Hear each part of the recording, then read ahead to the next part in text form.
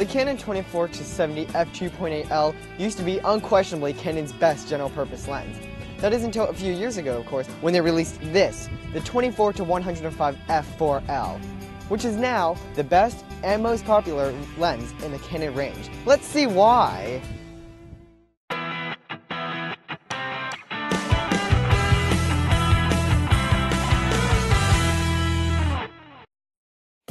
Buying an L lens, you obviously expect L lens quality, which of course you get because it's an L lens. Come here. With this lens, the focus ring is in the front and the zoom ring is in the back, which I prefer. The zoom ring is very smooth, which can actually allow you to do very slow zooms for, that cinematic look, without it being too, jerky and gross. The focus ring is very, very smooth. There's no really other word to describe it other than amazing, actually. It's not stiff, but there's no sort of grinding feeling at all, and there's resistance, so you can do smooth, accurate manual focusing. This being an EF lens, it is compatible with both full censored and crop censored bodies like this. 24mm is very wide on a full censored, but this being crop censored, it's kind of wide, being equivalent of 38mm. And 105 is sort of medium telephoto, which gives you very nice range to work with. That's why it is highly regarded as one of the best general purpose lenses. Now, this lens is also parfocal, meaning if you zoom in on something and you're focused on it, it should stay on focus while zooming out. It kind of works, but I'd still recommend focusing before you take your photo. Okay, so let me demonstrate now both the focal length and the parfocalness. Okay, so I'll focus it while I was zoomed all the way in. So that's 105mm. 70, not touching the focus. 50.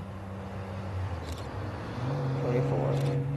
As you'll be able to see as I get further zoomed out, it gets a little blurry, but obviously it'd perform a lot better than, say, the lens that Aaron's using right now, which is mine. This lens has a ring USM motor, which means very fast, quiet, and accurate autofocusing.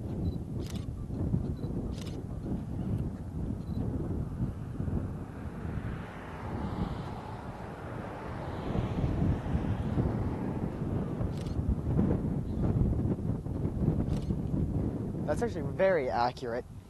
Having the ring USM motor, it also means that you have full-time manual control no matter what, and it won't break. And as you look here, even something that that you might not know is that while focusing, even when it reaches the end of its focusing, it will still turn, so you don't have to worry about breaking it. Here, I'm going to take a picture. Yeah, like the 24mm really isn't like this wide, and I really can't go in the middle of the street unless I want to die, but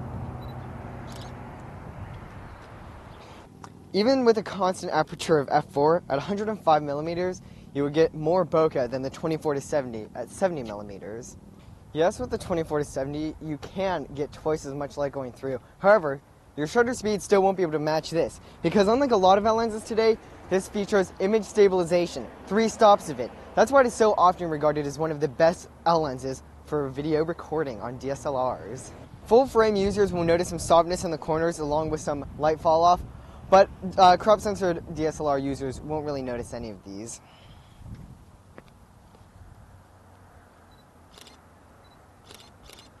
Like most L lenses, when you buy this, it ships with a nice soft case and this lens hood. That brings me on to flaring though, so I won't put that on. The flaring is very well controlled. I'll try to take a picture right into the sun. I don't take it. It's not really bad at all. On previous builds of it, there was a very big issue with lens flaring. However, Canon has posted a notice, so if you do have an older build, whenever, you can actually send it to Canon, they'll fix the problem. So it is not bad. With vignetting, I will recommend that you use very slim filters because you will notice it if you have thicker filters. This lens also can take quote-unquote macro photos with a minimum focusing distance of 1.5 feet. So let's test this out right here. I will set it to the macro and see how close I can get to it, and then I'll take a picture. Oh, there we go. The macro does work pretty well. I mean, by no means is it a macro lens, but it's something nice to have with you, I guess. The chromatic aberration is very well controlled on this lens. The only places you'll really see it are where there's harsh contrast. I can't really, maybe on that light post I'll try.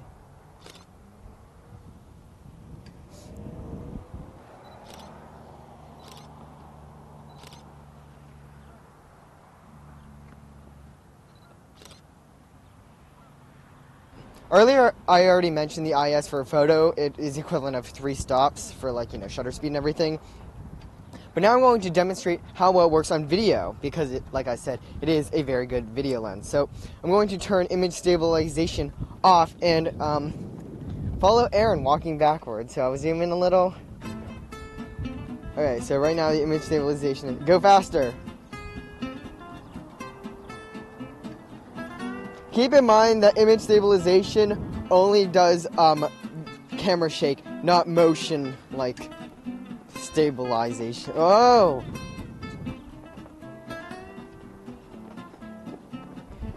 I'm such a pro holding camera still. Keep that in mind as well. Okay, now, keep going. I'm going to turn IS. Whoa! Okay, now let's do it. IS. Hold on. IS is now on. Oh, I'm stepping in poop. There's poop everywhere. Oh.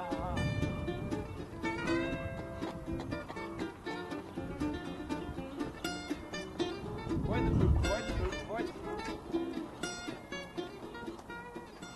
For better measures, because that test wasn't very accurate, I'm going to just zoom in and hold it as still as I can. So this is with image stabilization off.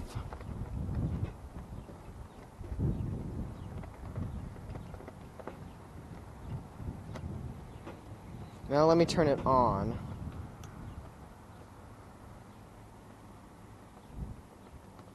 It actually makes a world of a difference, even while talking.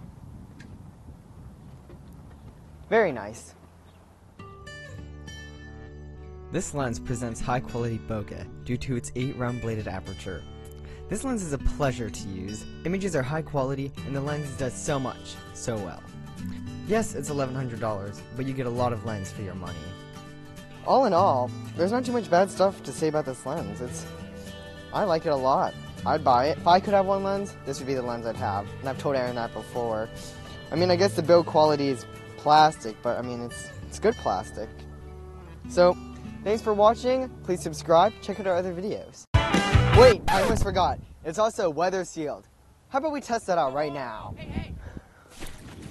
Come on.